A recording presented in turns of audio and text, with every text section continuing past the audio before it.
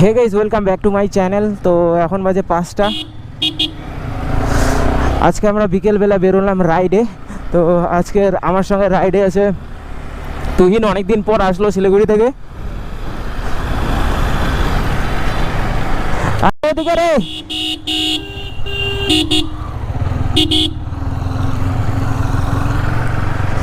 ওরা ওইদিকে সোজা কোথায় যাচ্ছে? ওইদিকে বাংলাদেশ বর্ডার। গাইস, তো আজকে আমরা যাব জয়ী ব্রিজ, যেটা হচ্ছে বর্তমানে ওয়েস্ট বেঙ্গলের লংগেস্ট ব্রিজ, মানে সব থেকে লম্বা, যেটা 2.7 কিলোমিটার লম্বা। তো সেখানে যাব। তো এই জয়ী ব্রিজটা একদমই নতুন, 2021 ফেব্রুয়ারি মাসে ওটার উদ্বোধন হয়েছে।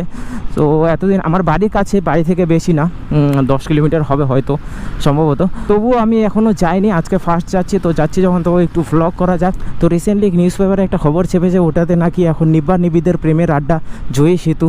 সো সেটাই ভেরিফাই করার জন্য একটু যাই। ব্রিজ বানায় মানুষ নদী পারাপার হওয়ার জন্য, ওরা নাকি প্রেম করার জন্য ব্যবহার করছে। সো যাই, আজকে গিয়ে সেটাই ভেরিফাই করি, আর একটু ভ্লগও করা হবে। তো আজকে ফার্স্ট টাইম যাচ্ছি। তো আমাদের ওয়েস্ট বেঙ্গলের সব থেকে লংগেস্ট ব্রিজ আমার বাড়ির পাশে, তবুও যাওয়া হয়নি কোনো দিন, এখন আজকে ফার্স্ট টাইম যাচ্ছি। তো উৎপলও যাচ্ছে, অ্যান্ড উৎপলটা পেছনে আছে। গাইস, তো এই জয়ী সেতু অ্যাকচুয়ালি কোচবিহার ডিস্ট্রিক্টে পড়ছে, যেটা হচ্ছে হলদিবাড়িতে। অ্যান্ড আমি যেখানে থাকি সেটা হচ্ছে জলপাইগুড়ি ডিস্ট্রিক্ট। আমার বাড়ি থেকে কয়েক কিলোমিটার দূরে গেলেই সেখান থেকে কোচবিহার ডিস্ট্রিক্ট স্টার্ট হয়ে যায়। বাদিকে বাদিকে। তো চলো, এখান থেকে হলদিবাড়ি হয়ে জয়ী সেতু যেতে হয়, যেটা বেলতলি নামে একটা জায়গা আছে ওখানে, যেখানে পিকনিক স্পট যেটাকে বলে। আমাদের এদিকের প্রায় সবাই ওখানে পিকনিক খেতে যায়। ওখানে তিস্তা নদীর ওপরে এই জয়ী সেতুটা। তো সেখানেই আমরা এখন যাব। Let's go. ওকে, তো ওরা কোথায়? ওরা তো জানে না। তো অনেক দিন পর আমি হলদিবাড়ি টাউনে আসছি। অ্যান্ড এই যে রাস্তাটা, আমি যখন লাস্ট টাইম এসেছিলাম তখন কাজ চলছিল, এখন কমপ্লিট হয়ে গেছে। অ্যান্ড হলদিবাড়ি থেকে অনেক সাবস্ক্রাইবার আমার আছে, জয়ী সেতুতে ভ্লগ করার জন্য অনেকেই বলেছে। তো আজকে ফাইনালি আমি করছি। এই রোডটা তো পুরোটা এখন ঠিক হয়ে গেছে, কত দূর অবধি যে ঠিক হয়েছে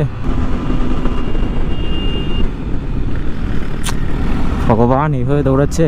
তো এই যে রাস্তাটা দেখতে পাচ্ছ, হলদিবাড়ি টু মেখলিগঞ্জের এই রাস্তাটা। তো এই রাস্তাটা আমি যখন লাস্ট টাইম এসেছিলাম তখন কাজ চলছিল, এখন পুরো কমপ্লিট হয়ে গেছে। আই হোপ ব্রিজ অবধি পুরোটা কমপ্লিট হয়েছে, জানা নেই, হয়তো হয়ে গেছে।